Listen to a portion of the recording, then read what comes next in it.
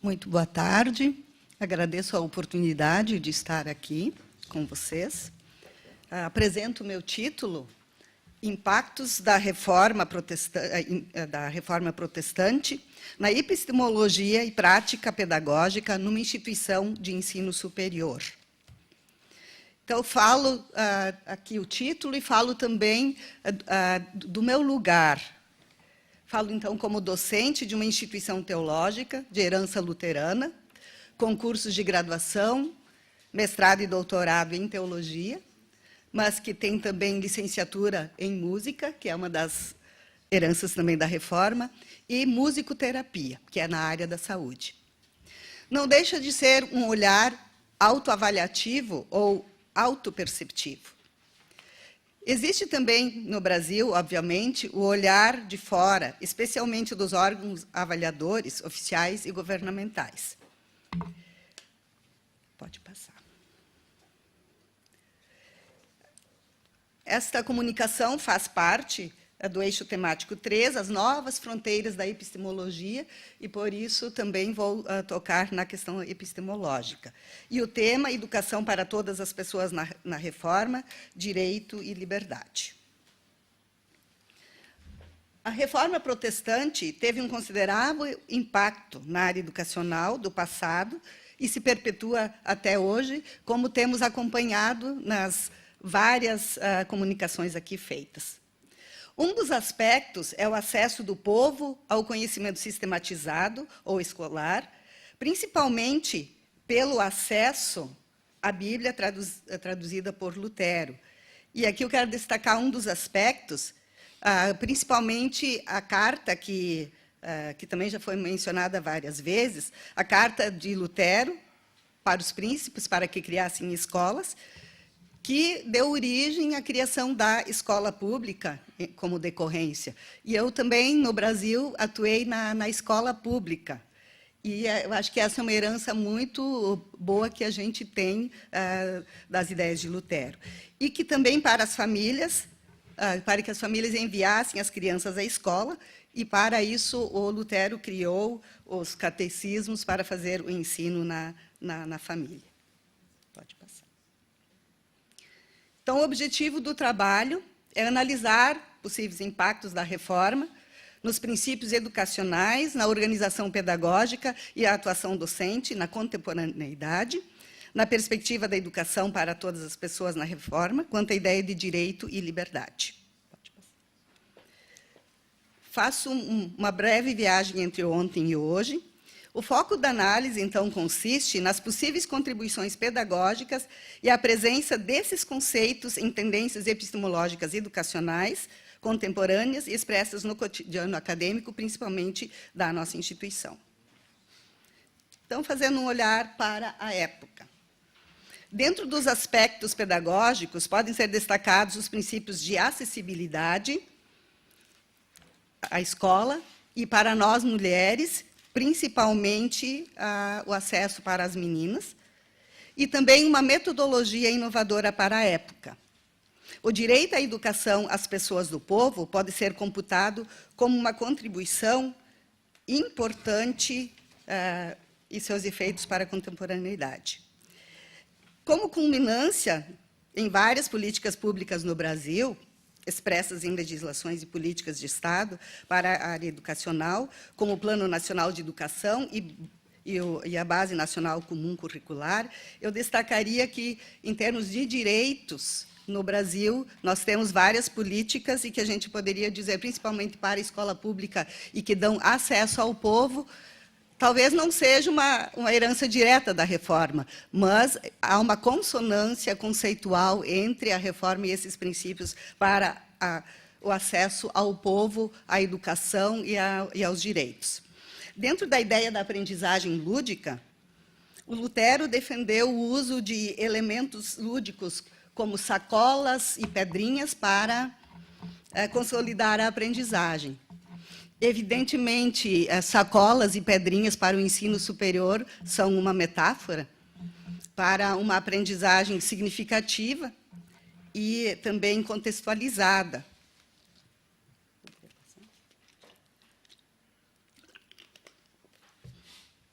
Nesse sentido, então, eu faço uma breve análise no artigo do projeto pedagógico institucional e de componentes curriculares de conotação pedagógica de cursos de graduação da Faculdade ZEST, em São Leopoldo, especialmente do curso de Teologia, de graduação, na perspectiva de princípios explicitados em escritos de Lutero e expressos no projeto pedagógico institucional. Pode pôr o seguinte. Faço, então, alguns destaques dos legados de Lutero para a nossa instituição. Nossa missão e nossos princípios enfatizam a valorização do ser humano e suas experiências prévias. Também vemos uma mudança na metodologia, embora percebamos que a mudança de metodologia, da abordagem, da epistemologia, dos conhecimentos, é um processo que é lento, que é devagar, mas que é seguro quando se tem essa intencionalidade pedagógica. Dialogal, rizomática e transversal, e então já falamos de uma adaptação para a contemporaneidade. Só que isso é um constante desafio, principalmente para uma instituição com tradição acadêmica de origem europeia, germânica. Então, a questão do contexto, do diálogo, inclusive da ideia de um currículo rizomático, a gente poderia dizer que é uma inovação a qual Lutero nos convoca.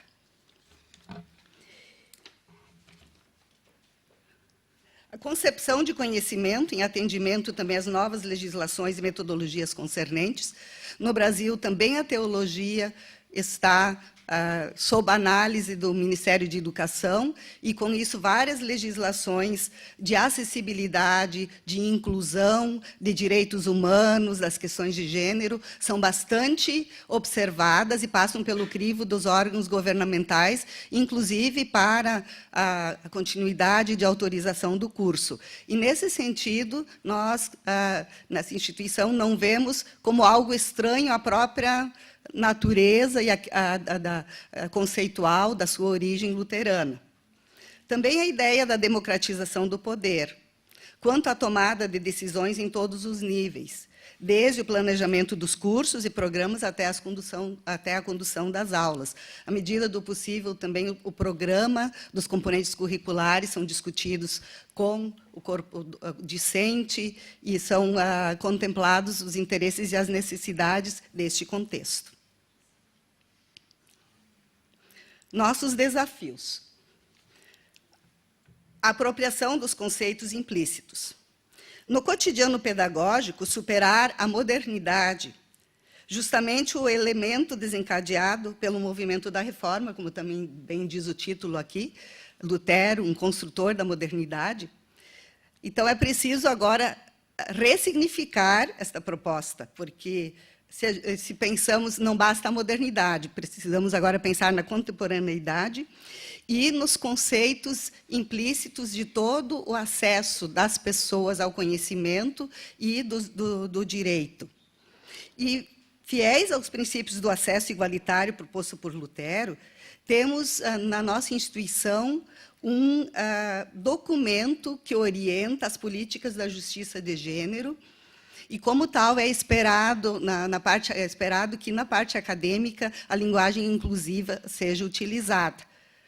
E isso é um desafio bastante grande, que nas teses de doutorado e nas dissertações de mestrado, seja considerada uma linguagem inclusiva, em que se use ser humano, eles e elas, todos e todas, o que requer uma atenção especial. Vemos que este é um legado que a reforma nos dá. Transformar os propósitos em prática.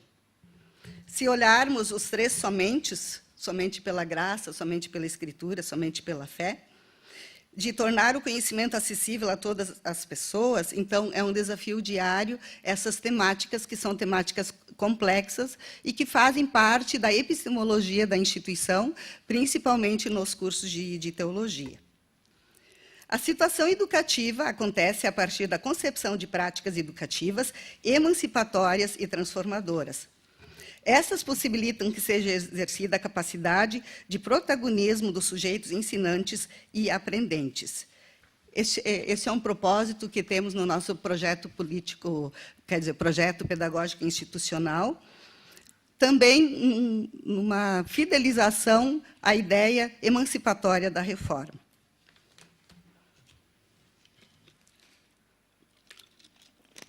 Em termos de componentes curriculares, nós temos no curso de Teologia 2 componentes curriculares, que seria a pedagogia e correntes pedagógicas, em que se estudam as tendências pedagógicas antigas e atuais, também numa perspectiva de ideias da reforma, e, claro, não poderia deixar de ser do grande educador Paulo Freire, e no qual vemos muita consonância com os princípios da reforma. E também temos um componente de educação cristã, em que se olha, lógico, para a pedagogia de Jesus, mas também para a proposta pedagógica luterana, a partir dos escritos de Lutero, e principalmente das suas propostas metodológicas. Então, dentro desses componentes curriculares, poderíamos dizer que as instituições luteranas possuem especial herança educativa, até porque no Brasil é uma tradição, quando os imigrantes alemães foram para lá, que ao lado de cada igreja houvesse uma escola, ou melhor, que surgisse em primeiro lugar uma escola para que se garantisse a educação e que também servia então para o lugar dos cultos. Então, mais tarde, quando a comunidade estava mais constituída, era realizada a construção de uma igreja. Então, essa especial herança educativa, uma vez que Martim Lutero incentivou muito a educação escolar, mas também a educação cristã no seio da família e da comunidade, de maneira permanente e contínua. Então, nos ficam como alguns legados. Os impactos que já apresentei em termos de concepções epistemológicas, entre aqueles elementos fundamentais do luteranismo, que significa somente pela escritura, somente pela graça, somente pela fé, embora metodologicamente estejamos também fazendo o esforço de sair apenas do logos, da palavra, né, para ir para a ação, para uma teologia mais prática, para uma teologia que tenha mais patos, mais sentimentos, dentro dessas tendências mais contemporâneas da educação, principalmente no Brasil, mas também no mundo. Também no currículo, vendo um currículo mais rizomático, de momento podemos garantir a interdisciplinaridade como um princípio metodológico, mas que, dentro dos desafios da educação atual e da epistemologia no mundo inteiro, a gente vê que precisamos estar em diálogo e trabalhar em rede. E, em termos de princípios metodológicos, trabalhando principalmente a acessibilidade e a ideia realmente do acesso a todas as pessoas, não só ao direito de estudar, mas principalmente de aprender. E, assim, colocaria-se como um foco principal, acho que um grande legado do Lutero, que é um desafio para nós, que é uma aprendizagem significativa a partir do contexto, a partir das sacolas e das pedrinhas, que no ensino superior podem, então, representar um interessante olhar para as necessidades de cada um dos nossos contextos. E, assim, manter vivas as ideias do Lutero também no ensino superior. Era isso. Obrigada.